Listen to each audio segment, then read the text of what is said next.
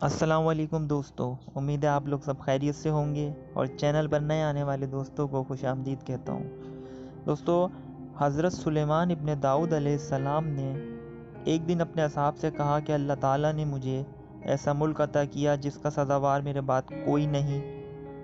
میرے لیے اس نے ہوا، انسانوں، جنوں، طائروں، جنگلی جانوروں تک کو مسخر کر دیا ہے، اور مجھے طائروں کی زبان تک تعلیم کر دی، اور مجھے ہر شے میں سے کچھ نہ کچھ دیا، اور یہ سب دولت ملنے کے باوجود میں جی بھر کر مسرور نہ ہو سکا۔ لہٰذا میں چاہتا ہوں کہ کل اپنے قصر کی بلند ترین منزل پر چڑھ جاؤں اور وہاں سے اپنی رعایا کو دیکھوں۔ لہٰذا کوئی شخص میرے پاس وہاں نہ آئے اور میری خوشی کو خراب نہ کرے۔ لوگوں نے کہا، بہت بہتر۔ دوسرے دن حضرت سلیمان علیہ السلام نے وہ عصا اٹھایا اور اپنے قصر کی بالکل آخری منزل پر چڑھ گئے۔ وہاں عصا ٹیک کر اپنی رعیت پر نگاہ دوڑانے لگے اور خوش ہونے لگے کہ اللہ تعالیٰ نے مجھے یہ سب کچھ عطا کیا ہے۔ اتنے میں دیکھا کہ قصر کے ایک گوشے سے ایک نوجوان ان کے پاس آیا۔ حضرت سلیمان علیہ السلام نے پوچھا کہ تم کو اس قصر میں آنے کی اجازت کس نے دی؟ میں تو چاہتا ہوں کہ آج یہاں دن بھر تنہا بسر کروں، تو اس قصر میں کس کی اجازت سے داخل ہوا؟ نوجوان نے جواب دیا، اس قصر کے رب نے مجھے یہاں بھیجا ہے۔ انہوں نے کہا، اس قصر کا حقدار مجھ سے زیادہ یقیناً اس قصر کا حق رکھنے والا اللہ تعالیٰ ہے۔ مگر تو کون ہے؟ اس نے کہا، میں ملک الموت ہوں۔ پوچھا، کیوں آئے ہو؟ کہا، اس لیے آیا کہ آپ کی روح قبض کروں۔ حضرت سلیمان علیہ السلام نے کہا، اچھا، تمہیں جو حکم ملا ہے اس کی تعمیل کرو۔ یہ میری خوشی کا دن تھا، مگر اللہ نے چاہا کہ میں اس کی ملاقات چھوڑ کر کوئی اور خوشی نہ مناؤں۔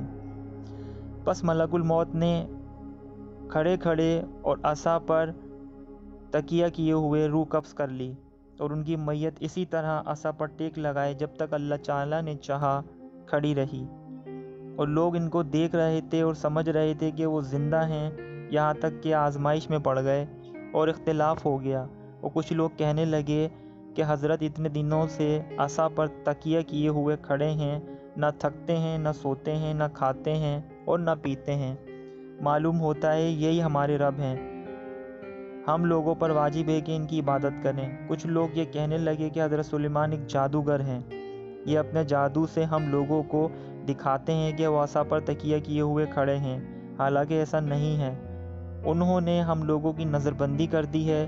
مگر مومنین یہ کہتے تھے کہ حضرت سلیمان اللہ کے بندے اور اس کے نبی ہیں، جب تک اللہ چاہے گا ایسا ہی رہے گا۔ جب ان لوگوں میں اختلاف بڑھا تو اللہ تعالیٰ نے دیمکوں کو بھیج دیا اور وہ ان کے عصا کو اندر سے چاٹ گئیں۔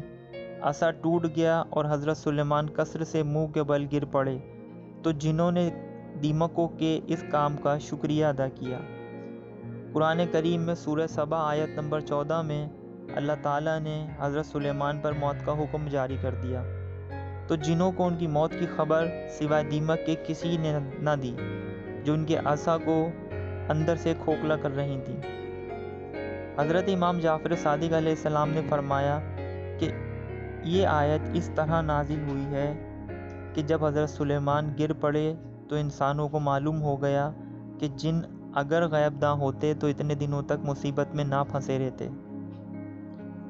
حضرت امام جعفر صادق علیہ السلام سے روایت ہے کہ آپ علیہ السلام نے فرمایا کہ جب دیمکوں نے حضرت سلیمان کے عصا کو کھا لیا اور وہ گر پڑے، تو جن ان کے بے حد شکر گزار ہوئے اور بولے، ویران جگہ تلاش کرنا تمہارا کام ہے، پانی اور مٹی پہنچانا ہمارا کام ہے، چنانچہ تم تقریباً ہر جگہ دیکھو گے جہاں دیمکوں کا گھر ہے وہاں پانی اور مٹی موجود ہوگا۔